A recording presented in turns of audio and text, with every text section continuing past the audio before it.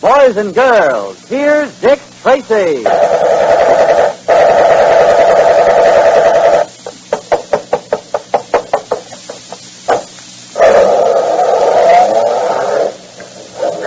Calling headquarters.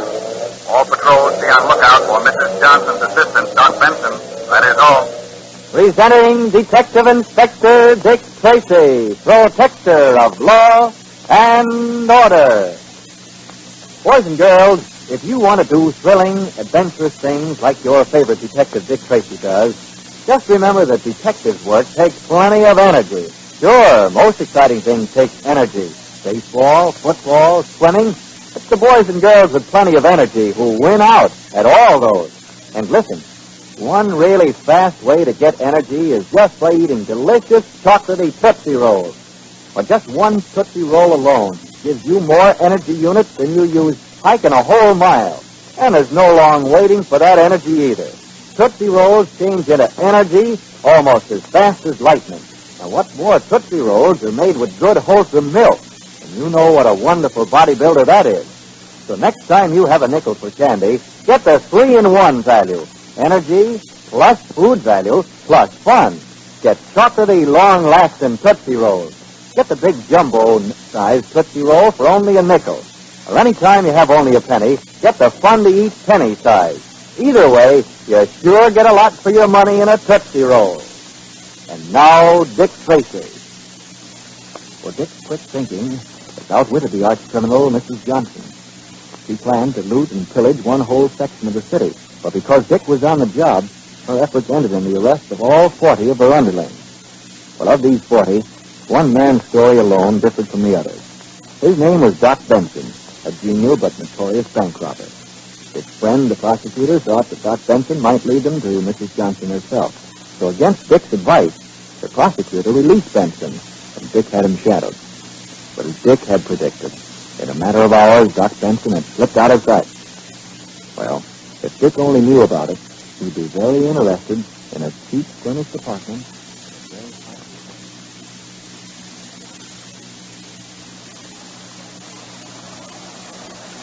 The bath will be ready in a moment, Mrs. Johnson. Thank you, Doris. Shall I answer that? No, I'll get it. Wayne Holt's the only one who knows where we are. Yes? What is it? Did you send for a radio man? Oh, just a moment. At your service, madam. Well, come right in. Well, my dear, we meet again. Doc Benson. How on earth did you talk your way out of the city prison? I didn't even try. The prosecutor himself got the bright idea of releasing me. He thought I'd blaze a trail to your charming self, my dear. You mean they're following me? Not now, they're not. But why should they want to find me? They don't know anything about me. Oh, you're wrong, Mrs. Johnson. May I sit down? Of course, excuse me. That's better. There's a certain detective inspector named Dick Tracy, whom it would be very foolish to underrate. Dick Tracy? He knows about me? That brown-eyed filly who conned herself off on you is an old friend of mine. Is really one of Tracy's closest friends. The girl I took on that Granite Street bank job? Yes. Somehow she managed to tip off her friend Tracy. That's why your little party was spoiled. Oh, this Dick Tracy is the one I can thank for my troubles, is he? For some of them, Mrs. Johnson. But, how'd you know about that girl, Doc? I spent the night with Wayne Hull. He told me. That's how I knew where to find you, too. I see. Then if you're really sure you've taken off the police... I'm positive. I'm as safe here as you are. Perhaps even safer. That's marvelous. You and Wayne and I can take up right where we left off. Yes, almost. So you still have your maid, don't you, Doris? Why on earth do you ask? Do you? Why, she still works for me, Doc. What about her? Where is she? Is she here? Why, as it happens, no. Excellent. What are you building up to? A simple announcement, my dear. Oh? I think our recent experience has shown that woman's place is in the home. Oh, I see.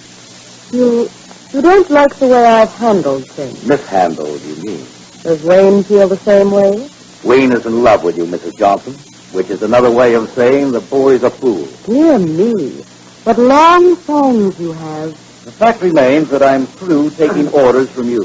You've resented me right from the start, haven't you, Doc? I resent anyone who doesn't know his own limitations. I see. Will you excuse me a moment? Sit right where you are. Why, Doc, put that gun away. Aren't you being ridiculous? Maybe. But after what I've just told you, I'm not letting you out of my sight. No, I detest violence. You know I don't own a gun.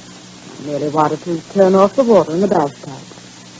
I don't hear any water. My, how skeptical we are. Open that door and you will.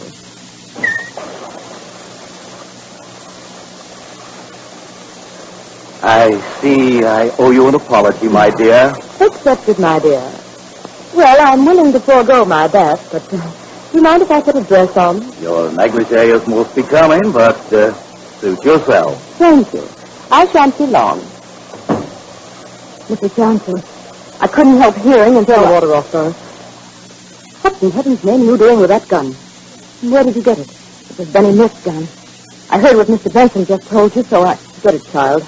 Let me get dressed. A brown-tailored suit, I think. Yes, ma'am. But you look out for that, Mr. Benson. He's out for himself alone. Who of us isn't? I'm not. You? Oh, I know you can turn me in any time you like. But you didn't turn me in when you caught me. That means you're my friend, Mrs. Johnson. Why, of course I am, Doris. But we've agreed to forget all about your short-lived criminal career. Yes, ma'am. Which blouse will you wear? The red, I think. That Mr. Benson out there, he ain't no friend of yours. No. I didn't realize you felt so strongly about it. That man's jealous. He wants to be boss. And any time you got two bosses, you got trouble. But that gun isn't the way to settle it. The only way to out-talk a gun is with another gun. Hand me my pocketbook, dear, my lipstick here. Check. When a man like Mr. Benson gets through, he's all through. That man wouldn't think 1, 2, 3 of leading the law to you. Then why didn't he do it, Doris? How do you know he didn't? Good. He may have something there. You take my advice, Mrs. Johnson, and let's sneak out of the back way right now. No, we'll need a little time. Have we any adhesive tape? Yeah. And the medicine cabinet. Good. Now, give me time to get him interested. I understand, ma'am. And I know. No violence, right. Get back against the wall so he won't see us. Who are you talking to in there? No one. Oh, yeah, I had the radio on. Oh, I see. Where do you think you'll go from here, Mrs. Johnson?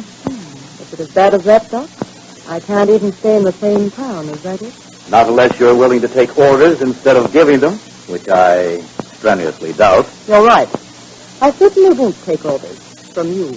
At the moment, you'll take anything I care to hand out. But the moment's past, Mr. Benson. Don't turn around. Oh. You lied, Mrs. Johnson. Doris was here. As you can tell from that gun in your wrist. Doris is bluffing. You don't own a gun. No, but Benny Smith did. Remember Benny? All too well. Put your hands up, Doc. All the way up. Now keep them there until I get your gun. It's in his right-hand coat pocket.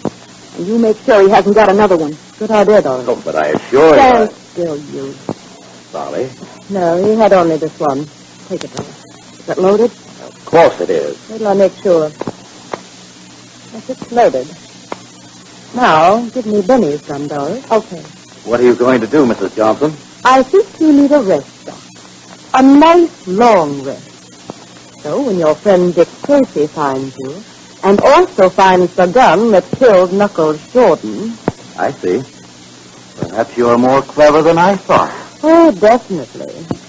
Lower your hands now and put them behind you. Doris, I've got the adhesive tape right here. Give it to me. It'll be a bit uncomfortable, Doc, but only for a little while. And make it good and tight, Mrs. Johnson. If he gets himself loose too soon, you and I'll never get it.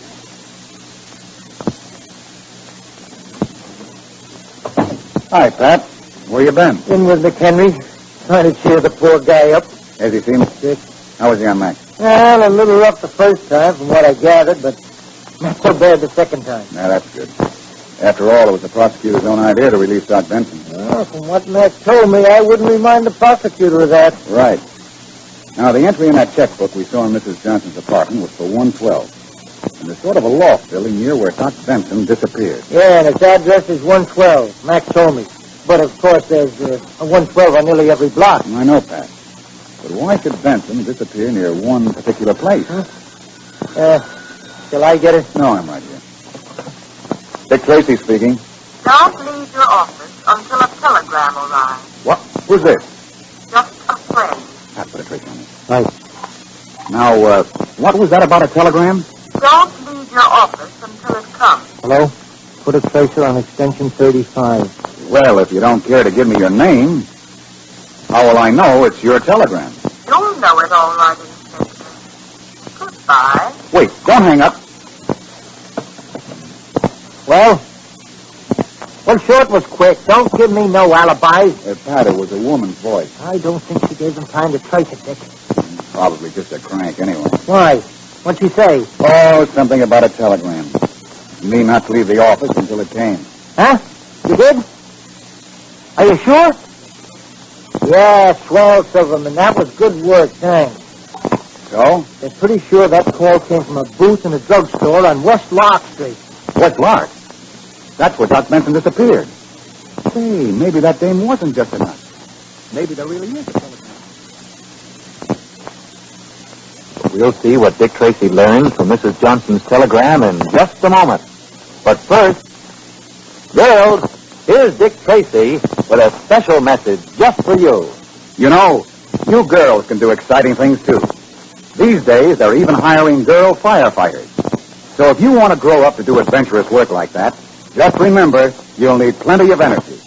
And the way to get it is by sleeping 8 or 10 hours every night, drinking lots of milk, eating healthful vegetables, and plenty of wholesome energy food. Now, you do that, and take it from me, the boys won't have a thing on you. Well, thanks, Dick Tracy. And remember, boys and girls, Tootsie Rolls are real energy food. For 1 penny Tootsie Roll alone contains more energy units than you use riding your bike 3 whole miles. And it's fast energy, too.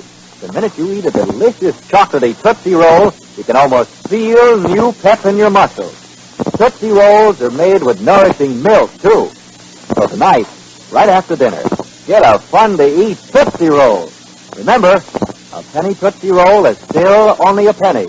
A nickel Tootsie Roll is still only 5 cents. And now, back to Dick Tracy. Read that thing again, Dick. I can't believe it. It sounds too good to be true, doesn't it, Pat? You bet. The doctor and the gun that killed Jordan are waiting for you at 166 West Lark. And it's signed a friend. Doctor. The doctor must mean Doc Benson. Looks like you and I are going to take a look at that place. You'll hear more thrilling adventures of Detective Inspector Dick Tracy tomorrow, same time, same station.